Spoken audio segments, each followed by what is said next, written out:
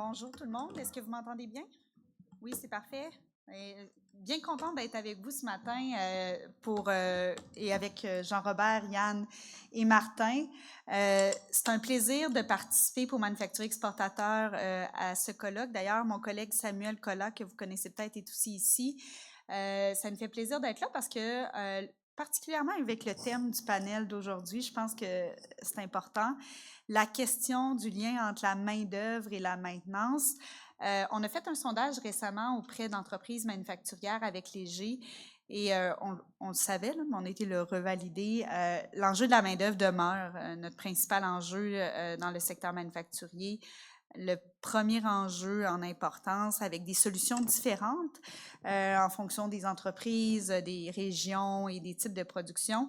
Mais ça reste que vous faites face à ça à tous les jours dans vos activités, dans tous les départements de vos entreprises et à des niveaux différents, bien sûr, en fonction de certaines industries.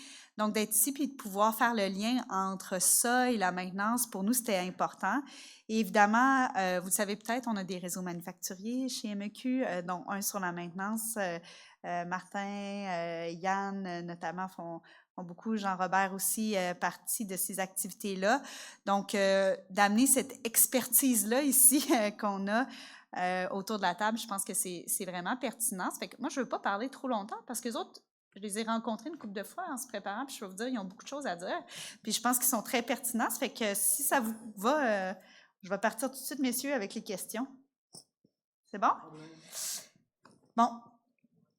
La première question que j'aimerais vous entendre, c'est qu'est-ce qui a changé dans les dernières années dans votre capacité à attirer des gens en maintenance? Comment ça a évolué par rapport à il y a 10, 15, 20 ans? Qui veut commencer? Peut-être partir le bal. Ben, vas-y, ce qu'on constate aujourd'hui, une grosse différence par rapport à il y a peut-être presque 30 ans, quand j'ai commencé ma carrière, c'est qu'on a de moins en moins d'employés qui se voient aujourd'hui finir leur carrière dans le poste qu'ils occupent aujourd'hui, puis même dans l'organisation qui les emploie. De plus en plus, on voit donc surtout là, les nouveaux employés, ils sont là ils se voient là comme dans un passage. Hein. Ils pensent déjà à la prochaine étape, ce qu'ils veulent faire plus tard. Ils sont là à la recherche là, de nouvelles compétences, de nouveaux talents à développer. Et puis, le résultat pour nous, c'est qu'offrir un bon salaire, des bonnes conditions, c'est plus suffisant pour avoir des bons candidats. Puis pour les garder, ce qu'on se rend compte, c'est qu'aujourd'hui, il faut qu'on soit capable de satisfaire là, ce besoin-là qu'ils ont. Alors, si je fais un parallèle un petit peu avec ce que Yann vient de dire, c'est que quand on regarde notre jeunesse aujourd'hui, elle est beaucoup axée sur la technologie. Elle promouvoit, elle alimente le secteur des jeunes aujourd'hui. Ce qu'on veut amener de notre côté pour le changement, c'est qu'il faut se coller à cette réalité-là. Le manque de main-d'œuvre, l'avènement de l'IA, a-t-il des possibilités pour pouvoir justement innover et attirer ces jeunes-là dans ce secteur d'activité-là? Il faut aller au-delà de juste penser à mettre des boulons, des écrous. C'est vraiment de travailler différemment pour les attirer vraiment, puis le plus tôt possible. Ce qu'on fait comme expérience avec justement MEQ, on a fait un petit jeu vidéo pour les attirer d'un point de vue jeune à l'intérieur de ça. Et même au niveau, avec mon ami Stéphane, qui travaille justement avec TMI, avec les cégeps, pour faire des refontes à l'intérieur des cégeps, pour se coller beaucoup plus à notre réalité d'aujourd'hui que ce qu'on avait il y a 30 ans, où quand on sortait de l'école, on était des généralistes et on nous orientait dans un secteur ou dans l'autre. Aujourd'hui, les jeunes sont beaucoup plus attirés sur la portion de spécialité. Ils veulent voir les choses, ils veulent travailler en amélioration beaucoup plus qu'avant. Est-ce que, Jean-Robert, juste avant, je compléterais juste en disant, tu sais, dans notre sondage, je vous ai dit que la main-d'œuvre, c'était l'enjeu numéro 1, mais dans les solutions que les entreprises ont mis en priorité, tu sais, des fois, on a tendance à penser que c'est souvent l'immigration, hein, parce qu'on en parle souvent, puis c'est un aspect. Mais la première solution, c'est tout ce qui est automatisation, robotisation, intégration technologique. Et la deuxième solution, c'est l'attraction des jeunes dans les métiers manufacturiers. C'est que ça se lie bien avec ce que tu es en train de dire, Martin. Vas-y, Jean-Robert. Merci. Basé sur mon expérience, si je regarde ça sur les 50 dernières années, la société a énormément changé, puis la manière d'approcher le travail a énormément changé. On est passé des baby boomers, dont je suis, à aujourd'hui les générations bêta. Ces lettres-là d'alphabet, ça veut pas juste dire, c'est pas juste des lettres, ça veut dire quelque chose de fondamentalement qui change. Il y a 50 ans, l'employé, quand on rentrait dans une compagnie, c'était pour la vie. Puis il y avait comme un contrat social entre l'employé puis la compagnie qui, elle, prenait soin de ses employés. On a déjà passé au fonds de pension à l'époque qui était à prestation déterminée parce qu'on voulait conserver nos employés longtemps. Il y a à peu près une vingtaine d'années, 25 ans, les compagnies ont commencé à sortir de ça et à dire maintenant, on veut des employés qu'on puisse rentrer, mais on va lui laisser la liberté. Puis les gens, les plus jeunes, c'est ça qu'ils veulent. Comme disait tantôt Yann, ils veulent aussi cette liberté-là qui va avec. Et aussi, ce qui a changé, c'est que moi, j'ai connu un temps où il y avait une partie des employés qui n'étaient pas lettrés, là, ils ne savaient pas écrire le nom. Là. Fait qu'aujourd'hui, ça rend beaucoup plus scolarisé. Si on regarde les courbes d'évolution de la scolarité des personnes depuis 50 ans, c'est le pourcentage d'universitaires a grossi considérablement, puis de post-secondaire encore plus. Fait que des illettrés, de moins en moins. Fait que, il arrive aussi avec tout l'aspect technologique. Tout le monde a son portable. Les jeunes se jouent là-dessus, ont besoin de ça aujourd'hui.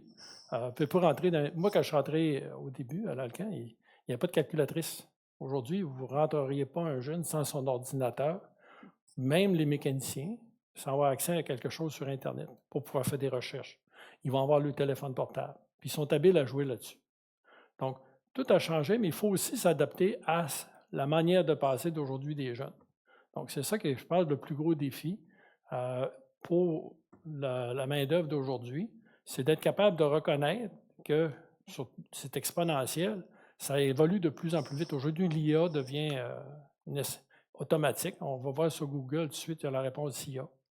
Fait que c'est changé complètement. Fait que c'est ça qui est un peu difficile pour les gestionnaires en général et superviseurs en particulier. Oui. Puis cette transformation-là, là, puis Martin, tu le faisais remarquer, ça nous amène à faire beaucoup d'initiatives pour aller là-dessus, pour attirer plus les jeunes. D'ailleurs, dans ta zone, on a un site Internet, on va refaire une grande campagne de sensibilisation des métiers manufacturiers chez les jeunes pour votre information qui va être lancée au mois de juin. On a reçu de l'argent du gouvernement. Donc, on va faire, il y a le jeu Mission Maintenance, mais on est aussi dans tout ça parce que pour nous, en tant qu'association, c'est important aussi de vous aider là-dedans, là, cette transformation-là, la connaissance. Oui, vous avez votre travail en tant qu'entreprise, mais nous, on peut aussi aider à faire connaître ça. Puis, Jean-Robert, je pense que c'est très intéressant que tu parles de l'adaptation des entreprises aussi. Il y a les deux. Hein, on joue à deux dans ces choses-là.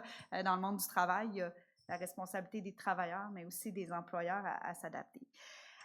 Maintenant, il faut les attirer, mais qu'est-ce qu'on fait pour les retenir, nos travailleurs? Parce qu'une fois qu'on se dit, on a trouvé quelqu'un de super intéressant en maintenance, comment concrètement vous assurez de les maintenir dans ces postes-là puis de s'assurer qu'il y ait la motivation pour rester?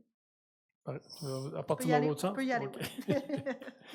J'ai creusé dans mon expérience, tant au niveau comme gestionnaire moi-même, gestionnaire à différents niveaux, dans différents sites, différentes cultures, et aussi comme conseiller, consultant depuis une dizaine d'années. Puis ça m'a ramené à la pyramide de Maslow, que pas mal. Tout le monde connaît la pyramide de Maslow? Levez la main. Pyramide de Maslow? Bon, une bonne partie de la population. Le jeu de base de la pyramide de Maslow, c'est pain et le beurre. Je l'ai vécu à chaque fois que j'avais une organisation. Je l'ai vu encore plus récemment l'année dernière avec un de mes clients, surtout avec l'inflation qu'on a depuis 2019 quand même assez galopante. Le client en question, puis ça donne un exemple, on pourrait prendre d'autres, il ne payait pas assez. Fait que les employés, les mécaniciens, quittaient un après l'autre. Les bons, d'habitude, c'est les bons qui se font chercher parce qu'ils sont bons, ils se trouvent du job ailleurs. Mais il y avait de la misère à recruter. Fait que ça a été de faire réaliser au RH, qui n'était pas très enclin, qu'il fallait qu'il regarde le marché puis qu'il offre un petit peu plus. Rien de trivial, mais à partir de là, il commençait à pouvoir avoir du monde qui les écoutait.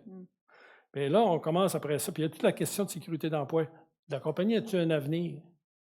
Puis là, on arrive à quelque chose, je sais, on en a parlé tantôt, puis je suis tout à fait d'accord, puis c'est ça qu'il faut mettre en place. Il faut que les employés, je me suis aperçu, quand on met en place des pratiques, on est tous là pour ça, il Il faut aussi regarder les conditions matérielles. Il parlait, Serge, tantôt de 5S. C'est vrai ce qu'il dit. Moi, je l'ai vécu à répétition. Quand on montre les conditions matérielles, pour l'employé, c'est ça qui a changé pour lui dans sa vie. Quand je suis parti de Kitimat, j'allais voir mes employés avant de partir, du plancher, puis je lui demandais c'est quoi les gros changements qu'on va amener, la fiabilité et tout. C'était 5S. C'était plus propre, c'était plus organisé, la planification. Ils savaient ce qu'il y avait à faire. Donc ça, c'est l'autre niveau. Après ça, ils veulent faire partie d'une entreprise qui a de l'avenir. Qui sait qu'il va rentrer dans une compagnie qui sait que l'année prochaine, il va se faire vendre ou il va être fermé. Donc, il va avoir le sentiment Puis après ça, ça tombe au personnel. Ça se fait encore Maslow. Moi, c'est quoi mon avenir personnel? Je peux-tu graduer dans la compagnie? Peux-tu devenir superviseur? Peux-tu devenir fiabiliste? Si on arrive à faire voir aux gens qu'il y a une évolution possible, bien, c'est encore plus intéressant de rester, puis d'en attirer d'autres parce qu'ils voient qu'il y a un cheminement dans l'organisation. Fait que c'est pas mal ça. Puis si je fais du pouce sur ce que Robert vient de dire, et je vais faire un parallèle un peu avec notre précédent interlocuteur, Serge. Le mot, c'est former, former, former. Serge a fait une belle acétate tantôt. Je pense que c'est hyper important. Chez Cascade, quand j'ai travaillé chez Cascade, une des choses qui a été vraiment bien, c'est la fameuse triade. Serge va se reconnaître parce qu'il cherchait son nom tantôt. La fameuse triade, c'est d'emmener nos compétences à l'intérieur d'une équipe multidisciplinaire de façon à faire évoluer tous les équipements qui sont à l'intérieur, de devenir un spécialiste dans un secteur donné. Ça donne une appartenance à ces gens-là, à nos mécanos, de dire on a une promotion qui peuvent s'en venir, les former sur différentes. Comme je disais à Yann tantôt, j'ai travaillé avec Kepler et Trégo pour la résolution de problèmes. C'est vraiment des éléments qui emmènent nos gens à travailler beaucoup plus dans le troubleshooting et non pas seulement à dire « je te fais juste réparer ». Amener les compétences à ce niveau-là. Déterminer un peu plus à l'avance. Vous voyez encore tantôt. On a beaucoup de parallèles aujourd'hui sur ce qu'on présente pour dire qu'aujourd'hui, nos gens, ils sont des curieux. Donc, il faut élever leur niveau de curiosité et les emmener à travailler avec nous. Oui, bien, c'est ça. Il faut les rassasier à ce niveau-là. Tu parlais de formation, là, donc autant des formations, ça peut être des formations avec des reconnaissances, des diplômes, des accréditations, c'est le genre de choses qui sont très appréciées de nos techniciens. Nous, chez PharmaScience, on a aussi fait un sondage. On leur a demandé sur quoi vous voulez être formés. Puis, notre grosse surprise, on s'est rendu compte que souvent, c'est des formations techniques de base qui réclamaient, sur les bearings, sur les gearbox. Des formations qui sont même fournies gratuitement par des distributeurs. Donc, c'est des affaires qui sont faciles, mais qui peuvent faire une grosse différence. Donc, on parlait de formation. On parle aussi pour être capable de contenter ce désir d'apprendre-là, de les impliquer dans les projets, les impliquer de bonne heure dans les projets. Quand on achète des équipements, ben nous, ce qu'on fait de plus en plus chez nous, c'est qu'on on va les faire participer à l'étape de design de l'équipement. On va les envoyer chez les manufacturiers. On va les envoyer voir les équipements, passer les tests chez les fournisseurs.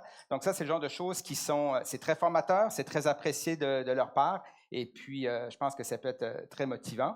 Un autre aspect qu'on n'a pas trop abordé, il y a aussi tout ce qui est ça serait de maintenir un niveau technologique digne des années dans lesquelles on vit. Rien de pire, je pense, pour un technicien d'être obligé d'utiliser des vieux outils brisés. Il faut s'assurer de leur fournir quelque chose qui est digne des années dans lesquelles on évolue. Chez nous, par exemple, on a acheté une imprimante 3D il y a quelques mois. Puis, c'était pas vendu d'avance chez nous. Hein. On est dans le pharmaceutique. Tout ce qui est en contact avec le produit, ça doit être en stainless avec un fini poly-miroir. Fait que c'est loin de ce qu'une imprimante 3D est capable de faire. En tout cas, les imprimantes du niveau là, qui sont accessibles pour nous. Donc, c'était pas vendu d'avance, mais nos techniciens la voulaient. Donc, on a fait le saut, on s'en est procuré une et aujourd'hui, ben, ils sont les premiers à nous montrer toutes les possibilités qu'on a, ne serait-ce que pour faire du prototypage. Beaucoup de pièces aussi qu'on fabrique qui ne sont pas en contact avec le produit. Donc, ils nous ont ouvert toute une grosse panoplie de possibilités qu'on ne voyait pas. Donc, on parle d'imprimantes 3D, on a des caméras infrarouges, on a des appareils d'analyse de vibration, des appareils d'analyse de détection d'ultrasons. L'idée, ce n'est pas d'en faire des spécialistes, mais c'est d'en faire des gens qui sont plus compétents, qui sont capables d'interagir avec nos spécialistes externes, justement. Dernier point, je parlais aussi de promotion. quand on a des postes qui sont ouverts, bien, on essaie de considérer les candidats à l'interne. Fait que des fois, il y a des petits gaps. Hein? Des fois, on voit avec les possibilités qu'on a à l'externe d'aller chercher des gens qui ont plus d'expérience. Bien, on fait l'effort de prendre des candidats à l'interne qui ont le potentiel pour les amener dans ces postes, des postes de planificateurs, des postes de supervision. Aujourd'hui, chez nous, tous nos planificateurs sont des anciens électros. On a déjà eu des superviseurs qui étaient des anciens électros. Serge, tantôt, qui présentait, c'était un excellent exemple. C'était quand je travaillais chez Johnson & Johnson, c'était mon mécanicien, qui était en charge des robots. Aujourd'hui, vous voyez ce qu'il fait. Il est rendu à des postes de direction d'usine. Donc, je pense que c'est important de laisser ces possibilités-là. C'est doublement payant. D'abord, ces candidats-là, ben, quand ils sont dans ces postes-là, puis ils apprennent, ben, c'est un excellent moyen de rétention.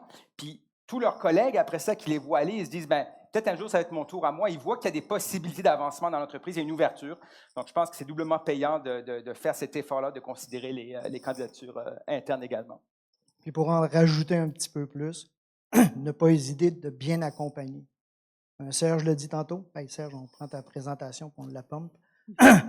On a à former, oui, mais on a à accompagner aussi les jeunes là-dedans. Si, comme Yann dit, quelqu'un est dans un plan de relève pour devenir superviseur, assurons-nous que dans son plan de développement, on suive, on le coach pour l'amener à un niveau prêt quand il arrive à ce poste-là et non pas le jeter devant l'autobus et dire, regarde, avance en même temps que l'autobus avance. Donc, hyper important cette notion-là. Juste pour renforcer sur vos deux sujets, je suis d'accord. Mais c'est parce qu'on entend souvent formation, formation, formation. Je suis d'accord. Sauf que le problème, c'est que souvent, la formation, ce n'est pas accompagné, comme tu disais, Martin, d'un coaching ou d'un suivi ou de faciliter la mise en place. La personne revient au travail le lundi suivant, puis elle retombe dans ses tracts. Donc, c'est très important de s'assurer qu'on ait un accompagnement et aussi qu'on déblaye le terrain. Là, je pensais, par exemple, à un planificateur. Vous pouvez le former à répétition. Si vous le remettez dans un milieu qui est en urgence, comme était décrit par Serge ce matin, ils ne font pas de miracle. Donc là, c'est à l'organisation de s'organiser pour que ça soit faisable, puis on commence à le mettre en place ensemble. Donc, pratico-pratique. Même chose pour les technologies. Yann, c'est toi qui fournissais le support. On parlait ce matin de leadership pour être sûr que ça marche. Fait que tes gens, automatiquement, ça a marché. Mais tu vas dans un autre type d'organisation qu'eux autres n'auraient pas un leader aussi fort que toi qui est support. Bien, il aurait mis l'imprimante là, puis ça aurait fait une pièce peut-être, puis ça n'aurait pas été plus loin. Ouais. Donc, votre rôle comme leader devient essentiel pour être sûr que ça rentre à quelque part. Puis, je renforce ce que tu disais tantôt au niveau de motivation des employés en allant apprendre d'autres technologies, puis de voir le plan de succession. C'est exactement ça, dans le même sens de ce que je disais tantôt. Là.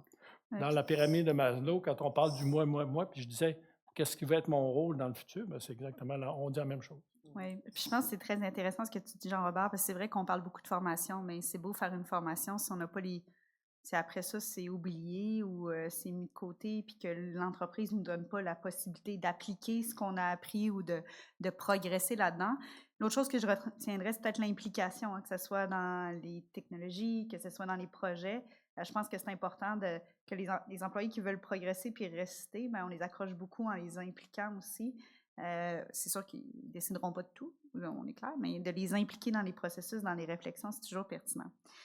Mais si on y va, puis là, je sais que Yann aime moins cette question-là, mais je vais quand même la poser de cette façon-là, OK, Yann? Puis tu la corrigeras après, si tu veux.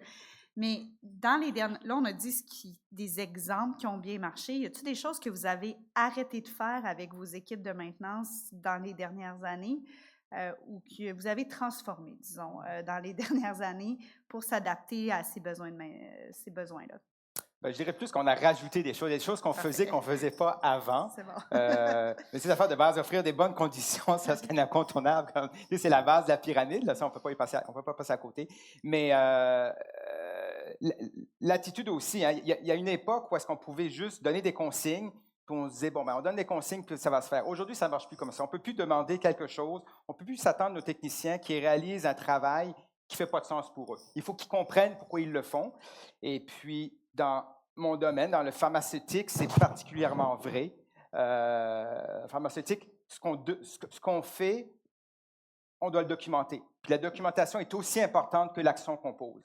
Fait que pour des techniciens, le temps qu'ils passent sur un papier avec un crayon à remplir, ben, ça n'a pas la même valeur que le temps qu'ils passent sur les outils, sur un équipement. Mais dans les faits, pour nous, ça a cette valeur-là. Fait qu'il faut leur expliquer, que c'est important. Il y a une manière de le faire, c'est contraignant, il y a des règles à respecter, mais il faut prendre le temps de leur expliquer. On ne peut plus juste leur dire, ben, documente ton bon travail, et puis c'est tout. Il faut leur expliquer c'est quoi la conséquence de ne pas le faire. Puis le bon côté, c'est que quand on le fait bien, quand on l'explique bien, puis qu'ils le comprennent, ben, c'est acquis pour longtemps. Puis on s'assure après ça qu'ils le font pour les bonnes raisons. Puis même, quand on voit leurs collègues qui tournent peut-être les coins ronds, ben, ils vont les rappeler à l'heure. Hey, oublie pas, dans ton bon travail, il faut bien que tu le documentes pour telle raison. Mets des photos, mets du détail. Fait que c'est un investissement, mais en bout de ligne, c'est gagnant. Fait que ce qu'on ne fait plus, ben, on demande moins de choses sans explication. Au contraire, on va donner des consignes, puis on va expliquer pourquoi c'est important, puis on va s'assurer qu'ils comprennent bien l'importance de ce qu'on leur demande. Jean-Robert? Juste à réagir. Je suis tout à fait d'accord avec toi. Je rajouterais que ce qui est important aussi, c'est qu'une fois qu'on les a expliqué comme il faut, puis qu'ils le font comme il faut donner une rétroaction. Leur montrer ce que ça a donné de faire ça. Ça devient essentiel dans la tête du monde pour voir que ça fait un sens. Par exemple, si on demande d'avoir des codes de panne, qu'est-ce qu'on fait avec ça? On a réduit les pannes? On va lui dire concrètement, merci, c'est grâce à vous qu'on a été capable de réduire ces pannes-là. C'est juste pour compléter. Oui. Puis je vous dirais aussi, ce qui est important, c'est de travailler avec nos gens pour qu'ils voient les bonnes pratiques. Nos rencontres MEQ, je sais que BBA fait des rencontres aussi. Les colloques comme on a aujourd'hui, d'emmener nos mécanos, un ou deux, juste pour démontrer, pour que le petit chemin se fasse, puis que quand il revient dans l'usine, puis il travaille, puis le matin, on fait notre DMS, puis on dit, bon, ben, Jean-Denis, dis-moi pourquoi, qu'est-ce que tu as trouvé le fun dans cette rencontre-là? Ben là, j'ai vu des choses. Des fois, on se compare, on se console. Fait que c'est important de démontrer que ce qu'on fait dans nos usines est bon, est amélioré, mais au moins, on se nivelle avec ça. Je pense que ça, c'est hyper important. Oui, tu as tout à fait raison. On se souvient, on avait participé au colloque en novembre en 2022. On a présenté ce que Pharmascience faisait en maintenance prédictive. J'avais amené mon technicien, mon électromécanicien en fiabilité. Il était venu présenter. C'était pas évident pour lui. C'était la première fois qu'il faisait une présentation de cette ampleur-là. Mais il était prêt à le faire. On a travaillé. C'était un succès. Puis à la fin, la période des questions, la dernière personne qui s'est levée, il m'a dit « Moi, je n'ai pas de questions pour toi, c'est clair. Mais ce que tu as fait, d'amener ton technicien aujourd'hui, c'est probablement le meilleur coup que tu as fait de la semaine. » Lui, il avait tout compris. Ouais. Et la valorisation, tu sais, ce que vous parlez en ce moment, tu sais, dans le leadership que vous exercez ou que vous avez exercé dans différents rôles, ça vient de la valorisation des employés puis de ce qu'ils font, pas juste en bout de ligne, juste l'entreprise, mais aussi au niveau individuel. Ça, je pense que ça rentre en ligne de compte, effectivement. On le voit beaucoup. Puis, compte tenu du marché du travail actuel aussi, qui est beaucoup plus serré, je pense que c'est important d'avoir ce sens-là de la valorisation, qui n'est pas toujours monétaire, qui est aussi en termes d'implication. Maintenant, pour notre dernière question, parce que ça va vite, puis après ça, je voudrais laisser l'opportunité, s'il y a des gens qui ont des questions dans la salle, c'est si vous aviez à donner un conseil à un directeur de maintenance en ce moment, un seul, pour qu'il reparte d'ici là, bien équipé, ça serait quoi votre conseil? Martin, veux-tu commencer? Mon conseil, assurez-vous de faire une belle intégration. Le jeune qui rentre dans votre entreprise, ça va être la première image qu'il va garder. Et avec les réseaux sociaux, si l'introduction arrive, son accueil est un peu bousillé, on n'était pas prêt, plaquette, ça laisse un goût amer de ce côté-là. Je pense que c'est hyper important de travailler sur cet accueil-là, d'avoir un bon parrainage. Tous nos mécanos sont extrêmement bons, mais il y en a un qui est plus formateur. Allez chercher votre personne clé pour la compagnie, de devenir son parrain. Souvent, je parle souvent du parrain, de devenir son parrain pour les petites choses banales de où sont les toilettes. Tout le monde a déjà vécu celle-là. Donc, ayez ce sentiment-là que c'est votre personne, vous voulez l'avoir, vous l'avez engagé, c'est pour les 25 prochaines années. Donc, donnez-y un peu d'amour au départ. Robert? Un des enjeux majeurs que je vois aujourd'hui, qui est développé surtout depuis 10, 15, 20 ans, c'est le manque de main-d'œuvre. C'est sûr. Et une chose que je me suis aperçu, c'est que la première chose, c'est que la réponse facile, c'est on va importer du monde. Certains de mes clients, actuellement, ils ont importé des gens qui viennent des Philippines et autres, qui ne parlent pas anglais, qui ne parlent pas français. Fait que là, pour le contre-maître, c'est tout un casse-tête. ça bouche le trou temporairement. Mais la meilleure solution encore, c'est d'avoir des gens qui sont capables de s'intégrer directement. Puis là, à ce moment-là, il faut changer des paradigmes. Un des paradigmes qu'on avait, nous autres, avant, c'était de dire, on va prendre un employé tout formé, on va faire une sélection, puis on va prendre le meilleur. Il n'y a plus ce luxe-là. Là. Non. Fait que là, ce que moi j'oriente souvent, ou mon client, entre autres, c'est que de dire, il faut penser un peu à l'avance. Là. Fait que regarde un peu ce qu'on a fait à plusieurs endroits, c'est de faire un lien avec les écoles techniques locales. Tu as besoin de mécaniciens en équipement de véhicules lourds, va dans les écoles. Puis là, première chose, il fallait faire une visite de ton atelier pour montrer comment c'est, pour donner un peu le goût. Puis prends-en en étudiant, puis commence tranquillement à en faire. Fait qu'avec ça, on a réussi à sortir du pétrin où on avait, eux autres, il y avait des sites qui avaient à peu près 6 gars, il y en avait besoin de 12. Fait que finalement, en allant chercher comme ça, là, ils sont rendus à 10 en temps d'un an.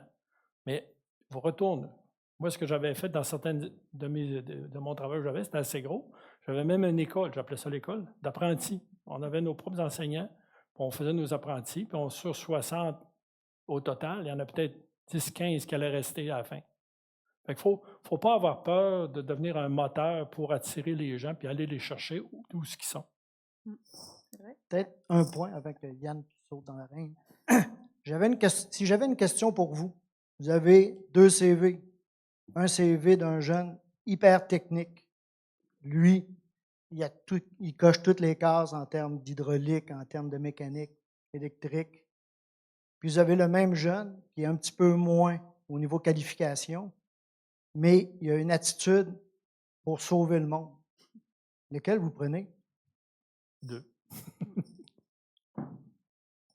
Merci. C'est vrai, hein, l'attitude, la façon, l'ambiance pour le travail, tout ça, c'est important. Yann, toi, pour répondre à ta conseil? question, Julie, je dirais, le conseil que je donnerais, c'est, il y a une époque où on échangeait un salaire contre une paire de bras. Aujourd'hui, en bonus, on a un cerveau, puis ce cerveau-là, il demande qu'à être utilisé. Fait que c'est à nous d'avoir l'intelligence d'en tenir compte, puis d'en tirer profit. Puis oui, si on ne le fait pas, les candidats, ils vont partir ailleurs pour l'utiliser. Donc, soyons vigilants et puis assurons-nous là, de solliciter là, cette compétence qui demande juste à être utilisée. C'est bien, puis ça fait le lien avec le commentaire que j'allais faire de ce que j'ai retenu quand même de l'échange, c'est que les problèmes de main-d'œuvre, c'est pas juste un problème des RH dans vos entreprises, c'est aussi évidemment, ça vous cause des enjeux opérationnels, mais il faut que les opérations, les gens sur le terrain comme vous, s'impliquent dans cette rétention-là, dans cette formation-là, dans cet accompagnement-là, si on veut y arriver. Si on laisse tout RH, ça ne donnera pas les résultats nécessairement. C'est pas qu'ils ne sont pas bons, c'est juste qu'ils n'ont pas la réalité terrain. Puis ça peut faire une très grande différence dans l'équation. On n'est plus à l'époque où on recevait des centaines de CV puis qu'on pouvait juste en prendre une poignée puis régler ça. Donc, il faut cette implication-là opérationnelle aussi dans ces plans-là, dans ces plans de relève, dans l'accompagnement. Je pense que c'est très important. Oui, Jean-Robert? Pour aller dans ton sens, ce que j'ai vécu dernièrement, c'est avec les RH, c'est vraiment une résistance au changement assez forte parce que pour eux autres, un moyen de changement de paradigme. Oui. Parce que comme tu disais, eux autres, ils arrivaient à être habitués d'envoyer, puis surtout maintenant avec l'IA, avec l'intelligence artificielle, ils font des CV, ils envoient ça, l'ordinateur fait un premier tri, puis c'était eux autres, il y avait une mécanique, là. Oui. Mais on ne peut plus se permettre de ça parce qu'on n'a plus ce luxe-là. Fait que c'est là, comme tu dis, moi, c'est pas juste d'avoir la connaissance, comme avoir la capacité opérationnelle.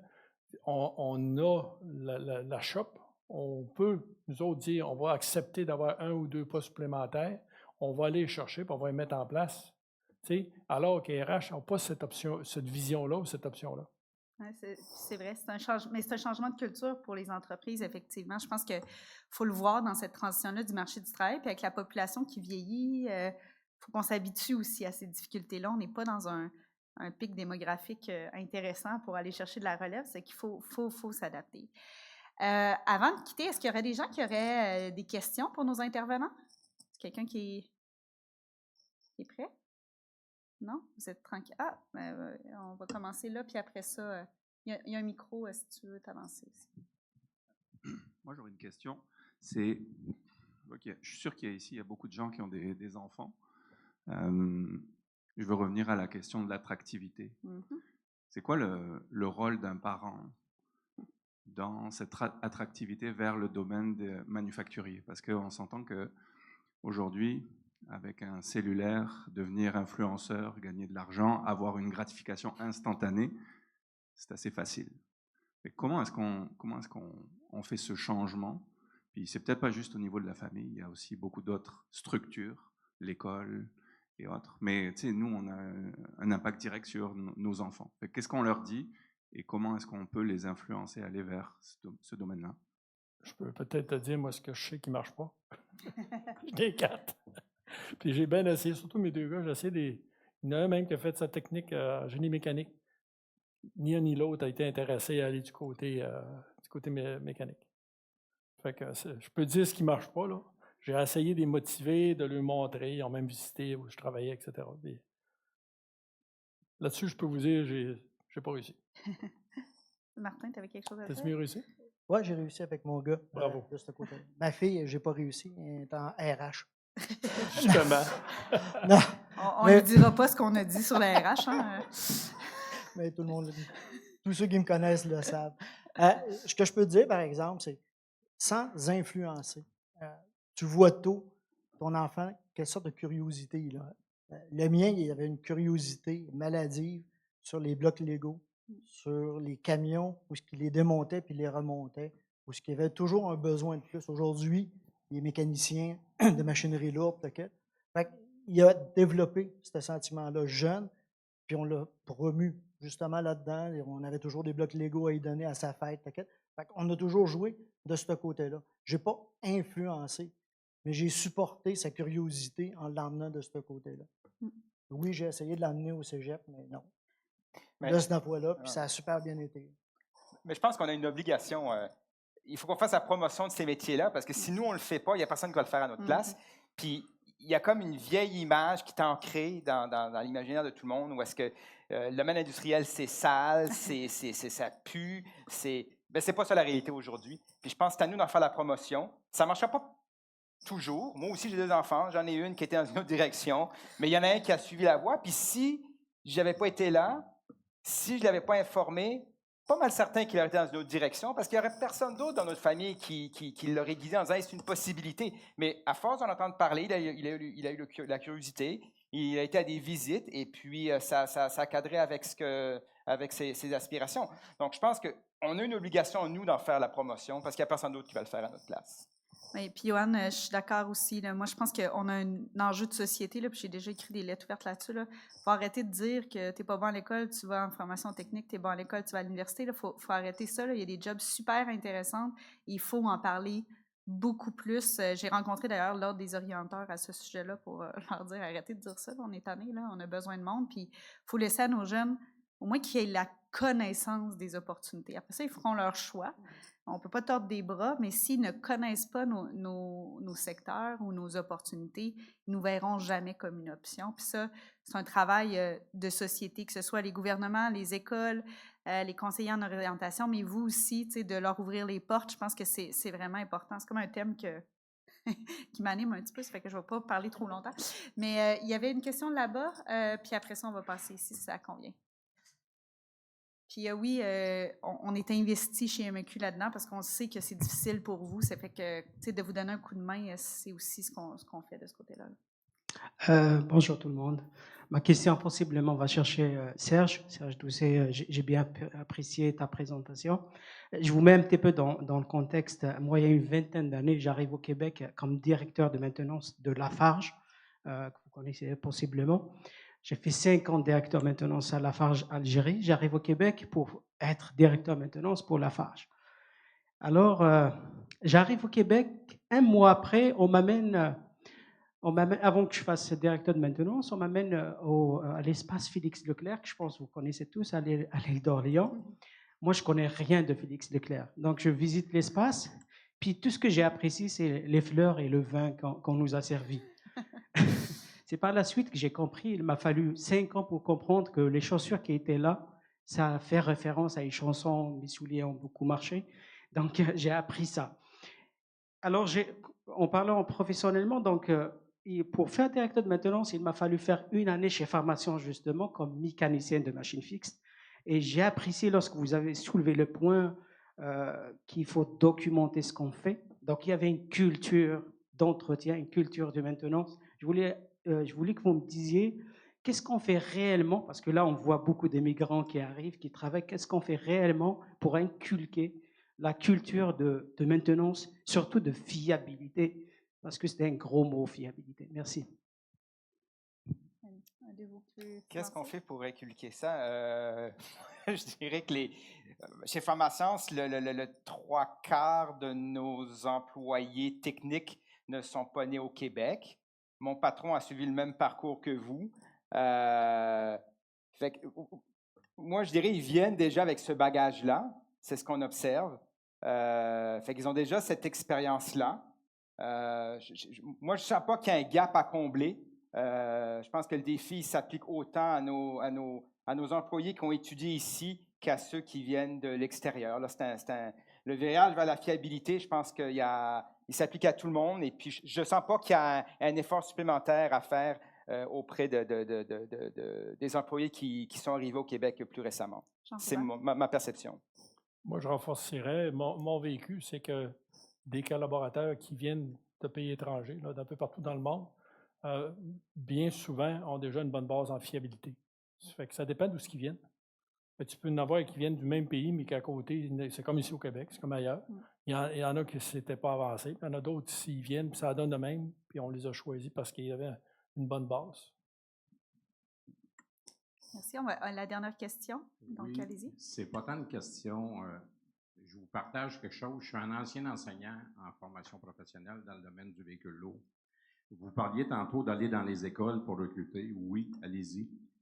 Ouvrez vos portes aux enseignants.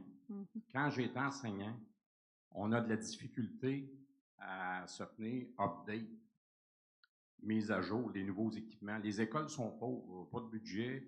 Souvent, on compte sur l'entreprise, tout ça. Fait allez visiter les écoles, invitez-les dans vos entreprises, faites-les visiter, allez parler avec eux, dites-leur où sont rendus. Et surtout, vous parliez tantôt de la formation professionnelle et technique. Il faut valoriser. Écoutez, la formation professionnelle aujourd'hui, en 2026, là, je vous jure, puis les orienteurs que vous parliez tantôt, souvent, je m'excuse, là, mais c'est le fond de poubelle de la formation. Ils disent, t'es pas bon, là, va-t'en en FP, va faire un DEP à telle place, puis ça, c'est ta place. Puis, je vous conte une anecdote. Mon propre fils, secondaire 5, il fait son choix de cours, puis lui, c'était, père, je m'en vais, paysagiste déneigeur, je pars ma business.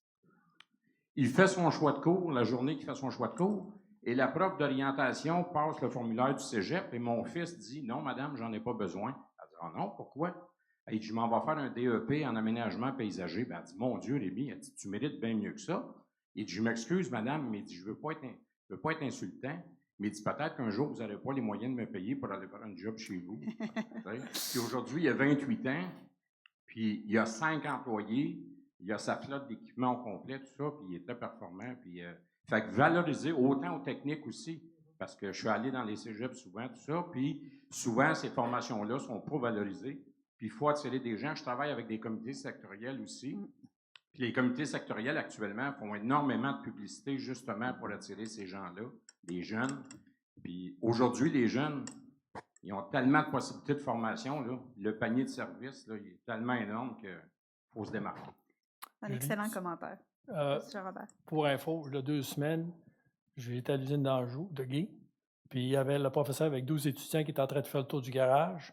Puis là, il ouvrait la question, est-ce qu'il y en a qui seraient intéressés à des jobs d'été? Ouais. C'est exactement dans ce sens-là. Avec l'idée, on lui donne le goût, puis après ça, on va lui donner l'opportunité de commencer à travailler et de les évaluer. Puis si eux autres aiment ça, ben, c'est des potentiels dans le futur. Je travaille avec Simon en fly-in, fly-out, puis on a fait des expos carrières dans des écoles, puis on a amené des stagiaires. Je ne sais pas si vous savez c'est quoi le défi d'amener un stagiaire en fly-in, fly-out. Ça doit être drôle. Mais quand il arrive au Nunavik, puis qu'il débarque de l'avion, puis qu'il voit l'ampleur des équipements, puis ils ont les yeux gros de même, puis c'est vendu d'avance, puis hey, wow, on a recruté, puis on a des bons. La moyenne d'âge, Simon, de notre main-d'œuvre, c'est? À la baisse. Je suis dans les vies. Merci. Mais c'est un excellent commentaire. Puis sachez que si vous ne savez pas par où commencer avec les écoles, parce que c'est pas tout le monde qui a des liens super serrés, nous, on peut vous aider. Hein. On fait des liens entre les écoles, puis aussi avec les carrefours jeunesse-emploi, qui ont des fois des gens qui sont un petit peu plus près du marché du travail, puis que vous pouvez justement entrer puis compléter la formation à l'interne. Ça fait qu'hésitez pas, Samuel est là, comme je vous dis, si vous avez des questions là-dessus, j'en profite parce que on se parle de solutions, puis nous, on peut vous aider là-dedans. Donc, on a déjà dépassé. Martin, tu as un dernier commentaire? Hein? Juste un dernier Ouais, commentaire parce qu'on va me chicaner avant sur la le temps. fin. C'est juste pour dire merci à Julie. C'est Ah. sa dernière semaine au niveau des MEQ. Ah, Ça a été vraiment intéressant d'avoir son année avec elle. Merci. Ah, mais merci, Martin, c'est très gentil. Puis je vais rester une alliée, puis l'équipe est bien en place. Ça fait que c'est pour ça que je suis venue avec Sam. C'est que si vous avez des questions, allez le voir. Il va être là pour vous soutenir. Puis merci à vous de votre participation aujourd'hui. Merci à vous de votre participation dans le manufacturier en général pour partager vos connaissances. Moi, je n'ai pas du manufacturier à la base, puis j'ai été tellement surprise à quel point les entreprises étaient prêtes à partager leur excellence, partager leurs bonnes pratiques. C'est pas dans tous les secteurs qu'on fait ça, mais vraiment pas. Puis c'est une force. Ça fait que merci de participer à ça, vous trois. Bonne journée. Merci. Merci beaucoup.